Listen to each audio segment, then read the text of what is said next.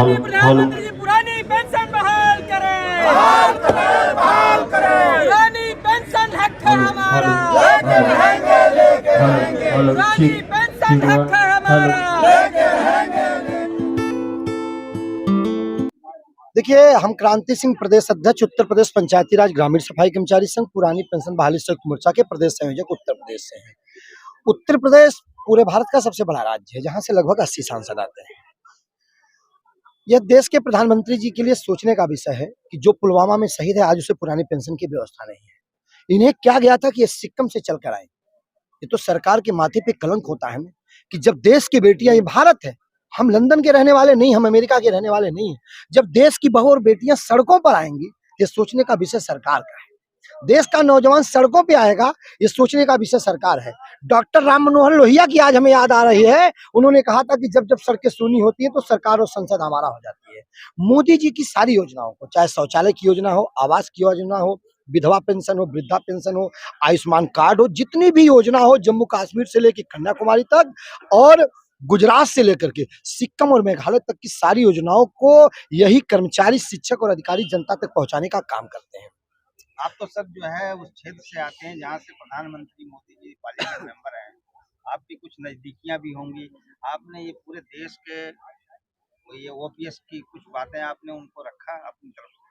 रखा भी गया है। लगभग हम लोगों ने सैकड़ों सांसद महोदय लोगों से पत्र भी लिखवाया है माननीय प्रधानमंत्री जी के लिए। हमें उम्मीद है प्रधानमंत्री जी पे, अगर धारा 370 जम्मू कश्मीर से हटाई जा सकती है, अगर अयोध्या का राम मंदिर 5,000 साल पुराना राम मंदिर अगर बनाया जा सकता है, देश की बड़ी बड़ी समस्याओं का निदान, एक चीज का केवल हम लोगों को भरोसा है माननीय प्रधानमंत्री जी पे कि उनकी निर्णय लेने की क्षमता और उनकी इच्छा शक्ति मजबूत है। उन पे हमको इसके नाते भरोसा है कि उनके नेतृत्व में अगर ये बड़े बड़े काम हुए हैं तो कभी आज रात को 8 बजे प्रधानमंत्री जी आएंगे और बोलेंगे कि भाई और बहनों, आपकी पुरानी पेंशन बहाल की जाती है। लेकिन उससे पहले हमारी ये जिम्मेदारी है, प्रधानमंत्री जी की भी जिम्मेदारी है, जो पुलवामा में शहीद हुए हैं। 22 साल का देश का बेटा जब पुलवामा में शहीद हुआ, 25 साल का बेटा जब पुलवामा में शहीद हुआ, तो उसकी 22 साल, 19 साल, 21 साल की जो विधवा औरतें हैं, उनको पुरानी पेंशन की व्यवस्था नहीं। तो हमारे कहने में, तो जो हमारी सेना की जवान है, जो हमारी नर्सें, आप कोरोना में आइए, कोरोना में आप देखिए कि हमारी मातृशक्तियां अपने सास ससुर को छोड़कर, अपने बच्चों को छोड़ करके वो हॉस्पिटल में काम कर रही थी। विशेष रूप से दिल्ली में नर्सें, जहां बहुत ज्यादा संख्या थी, शिक्षा विभाग, सभी विभाग के लोग कोरोना में काम कर रहे थे। जिसके नाते हम सबकी जिम्मेदारी है कि हम लोग सरकार के साथ खड़े होने के लिए तैयार है, लेकिन कब? जब हमारी पुरानी पेंशन बहाल हो जाएगी। आप लोगों की 10-12 साल पहले पेंशन बंद कर दी गई। बहुत सारे धरने प्रदर्शन हुए। मैंने बहुत सारे ओपीएस के धरने प्रदर्शन कवर भी किए और बहुत सारे डिपार्टमेंट से बात करा। आप लोग ये नहीं क्यों, ये अपने मेमोरेंडम में ये अरे क्यों नहीं मांग रखते हैं कि जब हमारी पेंशन पे आपने रोक लगा दिया, अपनी भी 5-5, 6-6 पेंशनें जो लेते हो उस पे भी रोक कब लगाओगे?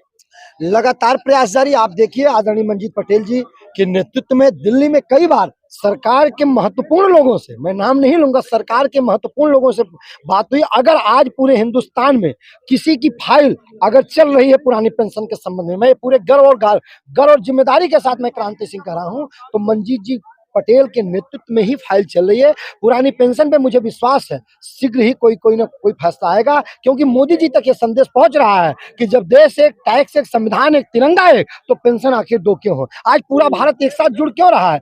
आप मान कर चलिए, अगर हमारी मातृशक्ति जम्मू सिक्किम से आए तो हम मान कर चल रहे हैं कि पूरा सिक्किम आया है। अगर रामलाल यादव जी उत्तर प्रदेश से आए तो मानते हैं कि पूरा उत्तर प्रदेश है।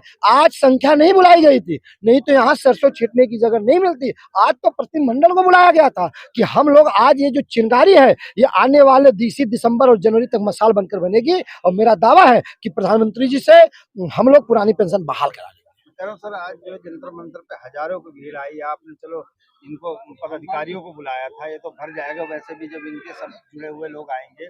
किन किन संस्थाओं, किन अरे क्या नाम उससे डिपार्टमेंट के लोग आए थे? आप शिक्षा विभाग था, स्वास्थ्य विभाग था, परिवहन था, पीडब्ल्यूडी था, कृषि था, पंचायती राज था, मत्स्य विभाग था, वाणिज्य कर विभाग था, विकास भवन था, कलेक्टर था। ऐसे लगभग 52 संगठनों के इन प्रकार से हमारे जो नेता हैं वो सभी नेता आए थे।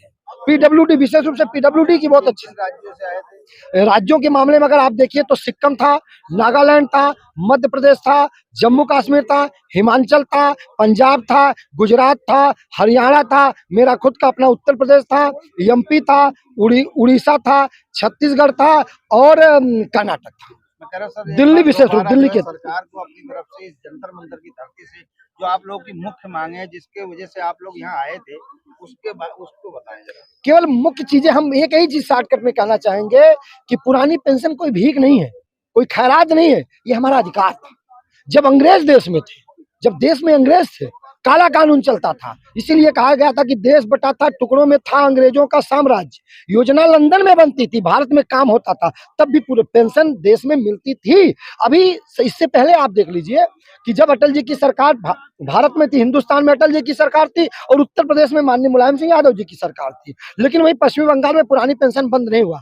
विशेष रूप से मैं ध्यान देना चाहूंगा कि दोनों की जिम्मेदारी बनती है, केंद्र और राज्य दोनों की जिम्मेदारी बनती है।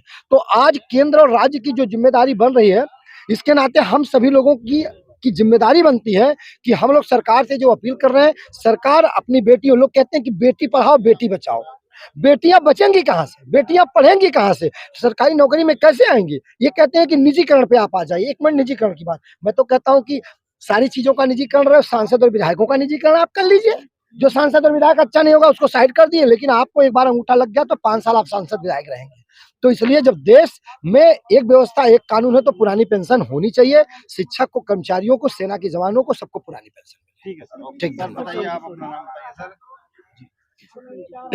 मैं विनोद यादव, ठीक है सर, बताइए। All India NPS employee federation Delhi president. और आपको पता है पुरानी पेंशन बहाली के लिए जंतर मंतर पर आपके सामने है।